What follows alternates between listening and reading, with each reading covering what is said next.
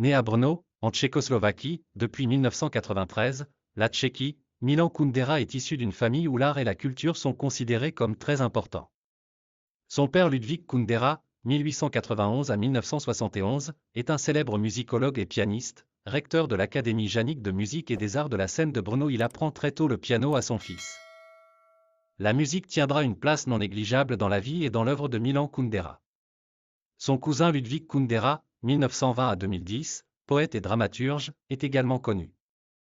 Après des études secondaires à Brno, Milan Kundera entame en 1948 des études de littérature et d'esthétique à la faculté des lettres de l'université Charles de Prague, mais change d'orientation au bout de 2 semestres et s'inscrit à l'école supérieure de cinéma de Prague, la FAMU. À cette époque, c'est un communiste convaincu. Il est inscrit au Parti communiste depuis 1947, mais en 1950, il commet un acte considéré comme délictueux et en est exclu. Cet épisode est évoqué dans La Plaisanterie. Le personnage principal, Ludvík, est exclu pour avoir écrit sur une carte postale, en guise de plaisanterie, « Vive Trotsky ». Puis est envoyé faire son service militaire comme ouvrier mineur à Ostrava, et de façon à la fois directe et métaphorique dans le livre du rire et de l'oubli, 3. Les Anges, p. 78 à 79, moi aussi j'ai dansé dans la ronde. C'était en 1948, les communistes venaient de triompher dans mon pays, et moi je tenais par la main d'autres étudiants communistes.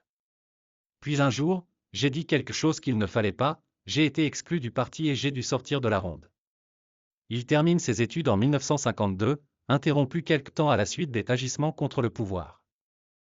En 1956, il est réintégré dans le parti, mais en est définitivement exclu en 1970 à la suite de ses prises de position publiques à partir de 1967.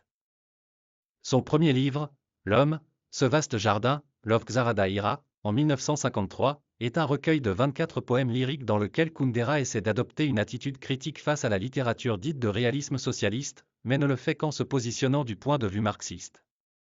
En 1955, il publie Le Dernier Mai, Poslední Magi, un livre de poésie consistant en un hommage à Julius Flick, un héros de la résistance communiste contre l'occupation de l'Allemagne nazie en Tchécoslovaquie pendant la Seconde Guerre mondiale.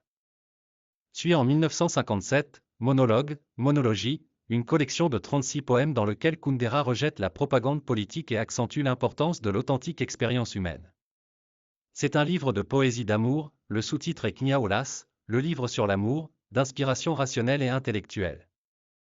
En été 1975, avec sa femme Vera Rabankova, il quitte en voiture la Tchécoslovaquie pour la France avec l'autorisation d'y séjourner pendant 730 jours. 2 membres du jury du prix Médicis étranger, prix qu'il avait remporté en 1973, vont permettre son installation en France. La romancière Lucie Faure intervient auprès de son mari Edgar Faure, alors président de l'Assemblée nationale, pour lui obtenir un permis de séjour, et l'italianiste Dominique Fernandez, alors professeur à l'université de Rennes, lui trouve un travail d'enseignant. Giscard fait pression pour qu'il obtienne un visa permanent. Kundera s'installe alors dans la cité bretonne. Il va résider au 30e et dernier étage d'une des 2 tours des Horizons, gratte-ciel construit 5 ans auparavant en bordure du centre de Rennes, une ville qu'il jugera alors vraiment moche. Il enseigne, en tant que professeur invité, en littérature comparée à l'université Rennes 2 jusqu'en 1979, année où il est élu à l'école des hautes études en sciences sociales à Paris. Toujours en 1979, la nationalité tchécoslovaque lui est retirée 2 ans plus tard. François Mitterrand lui octroie la nationalité française le 1er juillet 1981, en même temps qu'à l'écrivain argentin Julio Cortázar. L'ouverture des archives après la chute du régime communiste en Tchécoslovaquie montrera qu'il est resté sous surveillance de la STB, les services de renseignement tchécoslovaques, pendant son séjour en France. Boris Livitnov nous éclaire, dans son article Milan Kundera, la dérision et la pitié, sur la manière d'agir du gouvernement tchèque. Ce n'est pas l'écrivain qui tourne le dos à son pays. Mais c'est son pays qui met l'écrivain hors la loi, l'oblige à la clandestinité et le pousse au martyre. Paradoxalement, le fait qu'il soit interdit de publication dans son pays lui procure un sentiment de liberté. Pour la première fois de sa vie, il peut écrire librement, la censure n'existant plus. Sachant qu'il n'écrit que pour des traducteurs, son langage se trouve radicalement simplifié. La langue française maîtrisée, Kundera se lance dans la correction des traductions de ses livres. Les éditions Gallimard indiquent qu'entre 1985 et 1987, les traductions des ouvrages La Plaisanterie, Risibles amours, La vie est ailleurs, La valse aux adieux, Le livre du rire et de l'oubli, l'insoutenable légèreté de l'être, ont été entièrement revus par l'auteur et, dès lors, ont la même valeur d'authenticité que le texte tchèque. Cette même mention est ensuite ajoutée pour l'immortalité publiée en 1990. Dans la plaisanterie, note de l'auteur, il a expliqué l'importance et la raison qui l'ont poussé à réagir de cette manière. Durant ses premières années en France, Milan Kundera soutenait qu'il avait dit tout ce qu'il avait à dire et qu'il n'écrirait plus de romans. Le livre du rire et de l'oubli, achevé en 1978, est publié en 1979. Ce qui différencie ce livre de ceux écrits précédemment, c'est l'angle de vue. Dans ce livre, Kundera réexamine son passé communiste et le dénonce à travers des thèmes comme l'oubli. À l'Est, les gens sont poussés à oublier par les autorités tandis qu'à l'Ouest, ils oublient de leur propre initiative, ou l'idéal de créer une société communiste mais cette fois d'un point de vue externe, de l'Ouest. En 1978, Kundera s'installe à Paris. Il termine l'insoutenable légèreté de l'être en 1982, publié en 1984, son roman le plus connu. Une adaptation au cinéma en fut tirée, réalisée par Philippe Kaufman et Jean-Claude Carrière en 1988. Dans l'insoutenable légèreté de l'être, l'auteur étudie le mythe nietzschéen de l'éternel retour. Il se concentre sur le fait que l'homme ne vit qu'une fois, sa vie ne se répète pas et donc il ne peut corriger ses erreurs. Et puisque la vie est unique, l'homme préfère la vivre dans la légèreté, dans un manque absolu de responsabilité. Il introduit aussi sa définition du kitsch, c'est-à-dire ce qui nie les côtés laids de la vie et n'accepte pas la mort. Le kitsch est la négation de la merde, il s'agit en somme de toute idéologie, kitsch catholique, protestant, juif, communiste, fasciste, démocratique, féministe, européen, américain, national, international, etc. Il écrit notamment en 1981, la pièce en 3 actes Jacques et son maître en hommage à Jacques le Fataliste et son maître de Denis Diderot. En 1989, il intègre le comité de lecture des éditions Gallimard.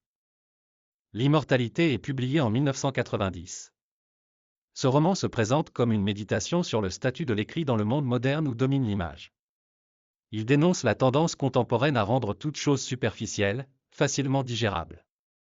Kundera réagit face à cette attitude en construisant délibérément ses récits de manière qu'ils ne puissent être résumés facilement. En 1993, Kundera termine son premier roman écrit en français, La lenteur, publié en 1995. Il continue, ici, ce qu'il avait commencé avec l'immortalité, une critique de la civilisation de l'ouest de l'Europe. Kundera compare la notion de lenteur, associée à la sensualité dans le passé mais aussi un acte qui favorise la mémoire, à l'obsession de vitesse du monde contemporain. L'identité, achevé en 1995, publié en 1998, est le deuxième roman que Kundera écrit directement en français.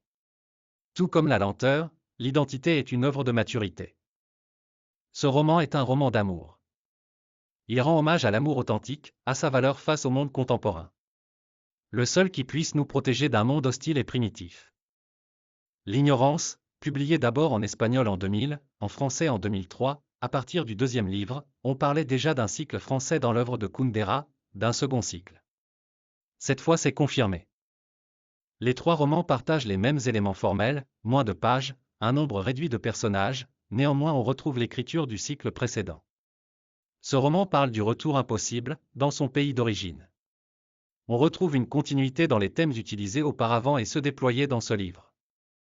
L'auteur examine inlassablement l'expérience humaine et ses paradoxes. Le malentendu amoureux en est le canon. En mars 2011, son œuvre, au singulier, en 2 volumes, entre au catalogue de la bibliothèque de la Pléiade. Il rejoint ainsi la liste des très rares auteurs à être publiés de leur vivant dans la prestigieuse collection des éditions Gallimard. Kundera n'a autorisé cette publication de ses œuvres complètes qu'à la condition qu'elle ne comporte aucune note, préface, commentaire, ni appareil critique. L'édition comporte cependant une préface, une note sur la présente édition, ainsi qu'une biographie de l'œuvre. La fête de l'insignifiance, publié d'abord en italien en 2013, en français en 2014, 4e roman que Kundera écrit directement en français, considéré par l'éditeur Adelphi comme une synthèse de tout son travail inspiré par notre époque qui est drôle parce qu'elle a perdu tout sens de l'humour. Milan Kundera a écrit aussi dans la revue littéraire L'Atelier du roman, dirigée par Laki Proguidi. À partir de 1985, Kundera n'accorde plus d'entretien, mais accepte de répondre par écrit. Toute information à propos de sa vie privée est scrupuleusement contrôlée par lui. Sa biographie officielle dans les éditions françaises se résume à 2 phrases, Milan Kundera est né en Tchécoslovaquie. En 1975, il s'installe en France le 28 novembre 2019, l'ambassadeur de la République tchèque en France, au nom de son pays, lui restitue sa citoyenneté tchèque. Le certificat qui officialise cette décision lui est remis par l'ambassadeur de la République tchèque en France, le jour même, lors d'une cérémonie privée à son domicile. Il meurt le 11 juillet 2023 à Paris, à l'âge de 94 ans, des suites d'une longue maladie.